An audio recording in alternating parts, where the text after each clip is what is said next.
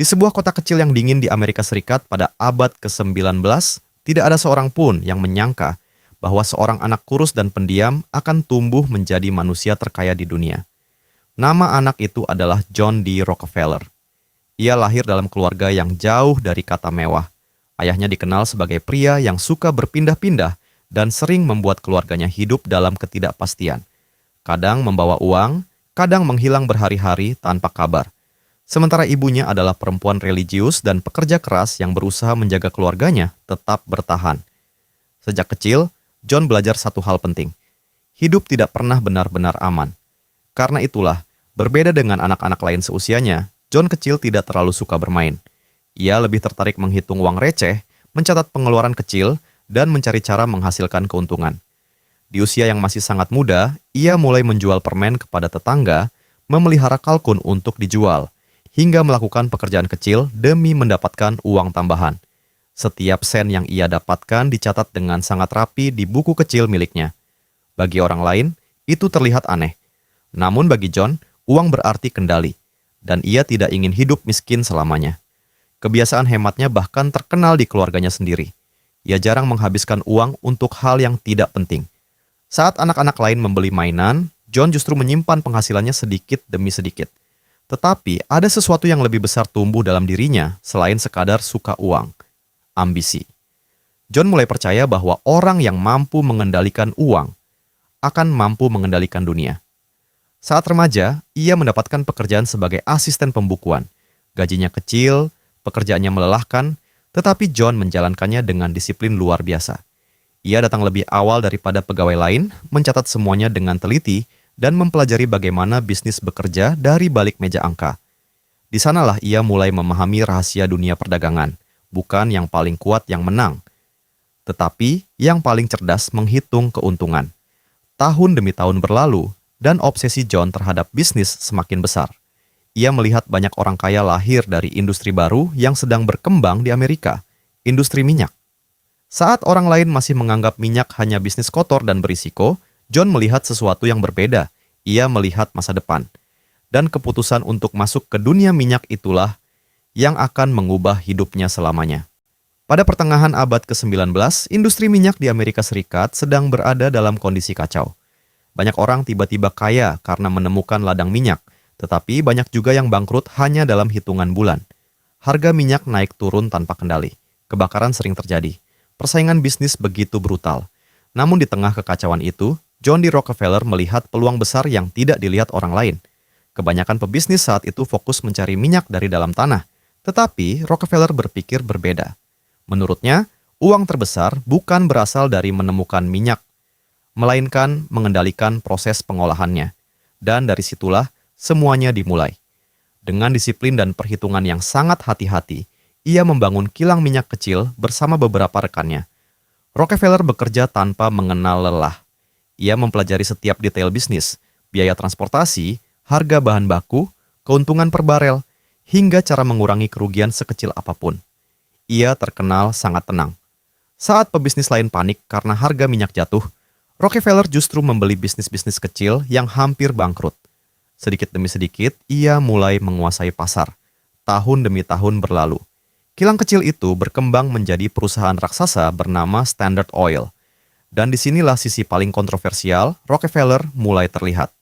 Ia tidak suka persaingan. Jika ada perusahaan kecil mencoba melawannya, Rockefeller menggunakan segala cara untuk menang. Ia membuat perjanjian rahasia dengan perusahaan kereta api agar mendapat biaya pengiriman lebih murah dibandingkan rivalnya. Ia membeli perusahaan pesaing satu persatu, dan jika mereka menolak menjual bisnisnya, Rockefeller siap menurunkan harga minyak sangat murah hingga lawannya bangkrut. Banyak orang mulai takut padanya. Namun anehnya, banyak juga yang kagum, karena apa yang dilakukan Rockefeller benar-benar berhasil. Dalam waktu yang tidak terlalu lama, Standard Oil tumbuh sangat besar, hingga hampir menguasai seluruh industri minyak Amerika. Minyak dari lampu rumah, pabrik, hingga berbagai bisnis di seluruh negeri perlahan bergantung pada perusahaannya. Dan semakin besar kekuasaannya, semakin besar pula musuh yang mulai memperhatikannya. Media mulai menulis tentang dirinya. Para politisi mulai membicarakannya, dan rakyat mulai bertanya-tanya, bagaimana mungkin satu orang bisa memiliki kekuasaan sebesar itu? Pertanyaan itu mulai terdengar di seluruh Amerika Serikat ketika nama John D. Rockefeller semakin mendominasi dunia bisnis. Pada puncak kejayaannya, Standard Oil mengendalikan hampir seluruh industri minyak Amerika. Itu berarti satu hal, hampir setiap lampu yang menyala, mesin yang bergerak, dan bisnis yang berjalan, secara tidak langsung menghasilkan uang untuk Rockefeller. Kekayaannya tumbuh hingga sulit dibayangkan. Rumah-rumah mewah, perusahaan besar, investasi, dan jaringan bisnisnya menyebar kemana-mana. Surat kabar mulai menyebutnya sebagai manusia terkaya di dunia. Namun semakin tinggi ia naik, semakin besar pula ketakutan orang-orang terhadapnya. Karena Rockefeller tidak hanya kaya, ia terlalu berkuasa. Banyak pemilik perusahaan kecil mengaku dipaksa menjual bisnis mereka. Ada yang bangkrut setelah tiba-tiba harga minyak dijatuhkan sangat rendah oleh Standard Oil. Ada pula yang kehilangan pelanggan karena Rockefeller diam-diam menguasai jalur distribusi. Sedikit demi sedikit, publik mulai melihat sisi gelap di balik kesuksesannya. Di mata pendukungnya, Rockefeller adalah jenius bisnis yang membawa efisiensi dan membuat harga minyak lebih murah bagi masyarakat. Tetapi di mata para pengkritiknya, ia adalah simbol kerakusan modern. Surat kabar mulai menyerangnya hampir setiap hari. Kartun-kartun politik menggambarkannya sebagai gurita raksasa yang tentakelnya mencengkeram ekonomi Amerika. Para jurnalis investigasi mulai membongkar strategi bisnis rahasia yang digunakan perusahaannya. Nama Rockefeller kini ada di mana-mana. Dan tekanan terbesar akhirnya datang dari pemerintah. Para politisi mulai khawatir bahwa satu perusahaan telah menjadi terlalu kuat untuk dikendalikan. Jika dibiarkan, mereka takut Rockefeller bisa memengaruhi ekonomi, bahkan politik negara. Maka dimulailah pertarungan terbesar dalam hidupnya. Pemerintah Amerika membawa Standard Oil ke pengadilan, menuduh perusahaan itu melakukan monopoli dan menghancurkan persaingan bisnis. Dunia menyaksikan.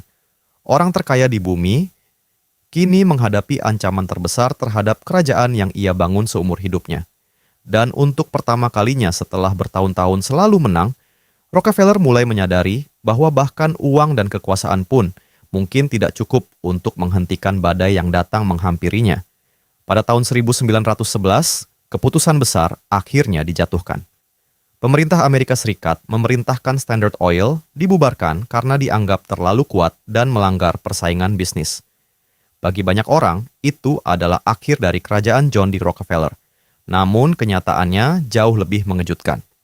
Ketika perusahaan raksasanya dipecah menjadi banyak perusahaan kecil, nilai saham Rockefeller justru melonjak semakin tinggi. Dari pecahan-pecahan itulah kemudian lahir perusahaan-perusahaan minyak besar yang masih dikenal dunia hingga sekarang. Ironisnya, kekalahan terbesar Rockefeller justru membuatnya semakin kaya. Tetapi pada saat itu, usia Rockefeller sudah tidak muda lagi.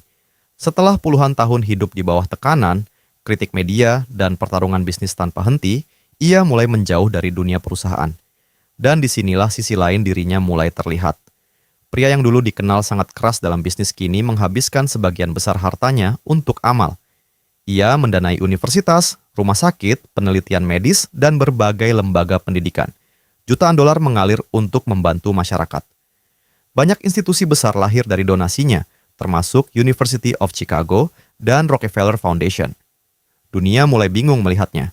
Apakah Rockefeller seorang penjahat bisnis yang rakus atau justru visioner yang membangun fondasi dunia modern? Perdebatan itu terus hidup bahkan setelah kematiannya. Namun satu hal tidak bisa dibantah. Anak kecil yang dulu menjual permen dan mencatat uang receh di buku kecilnya berhasil mengubah sejarah ekonomi dunia. Kisah Rockefeller bukan hanya tentang kekayaan. Ini adalah kisah tentang ambisi yang luar biasa besar. Tentang bagaimana disiplin, kecerdasan, dan keberanian mengambil peluang bisa membawa seseorang ke puncak dunia. Tetapi juga tentang sisi gelap kekuasaan, bahwa ketika seseorang menjadi terlalu kuat, dunia akhirnya akan mencoba menghentikannya. Dan mungkin itulah pelajaran terbesar dari hidup John D. Rockefeller. Uang bisa membeli hampir segalanya, tetapi tidak pernah bisa membuat dunia berhenti menghakimi cara kita mendapatkannya.